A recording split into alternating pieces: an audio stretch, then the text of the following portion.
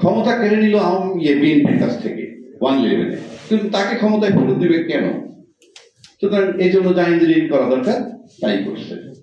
এটা very simple হিসাব, কারণ যেদিন তারা টেক ওভার করছে সেদিনই আমরা বলছি যে আওয়ামী লীগ ক্ষমতা আসবে, কারণ বিএনপি ক্ষমতা দিলে আপনার মহিন আহমেদের অবস্থাটা কি হবে মাথা রাখতে হবে।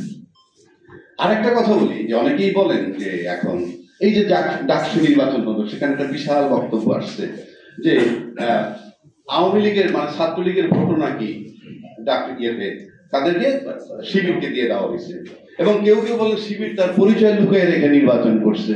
আরে ভাই, পরিচয় লুকিয়ে রেখে করলে সমস্যাটা কোথায়?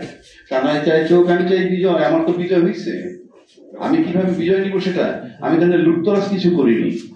আর একটা বিষয় আপনাকে পরিষ্কার করি, এই যে বয়ান তৈরি করছে যে আপনার কি বলে, আপনি যে একটা সিম্পল দিকে তাকান, বিএনপি বা ছাত্র দল ভিপি জিএস এজিএস পদে ভোট পেয়েছে কত?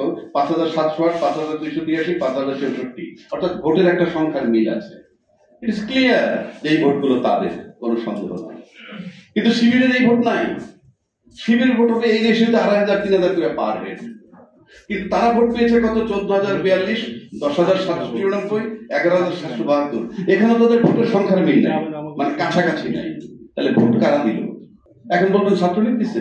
ছাত্রলীগ যদি দিত তাহলে জগন্নাথ হলের ভোটটাও দেখতে হবে। জগন্নাথ হলের ভোটটায় কি হয়েছে? শিবিরে ভিপি পাইছে 10, জিএস 5, এজিএস 7, আর পেয়েছে কত? ছাত্রদল 1276, এজিএস 1107। এখানে ছাত্রলীগের ভোট তাদেরকে দিছে, কোনো সন্দেহ নেই। কেন দিছে? ওরা মনে করে এই দলটাকে আওয়ামী লীগের বা ছাত্রলীগের বিকল্প। এখন বাংলাদেশে এখন যারা ছাত্রলীগ বা আওয়ামী লীগের বিকল্প যে দলটাকে মনে করবে, কোনো সন্দেহ নাই যে সেটা জুলাই চেতনার বিরোধী।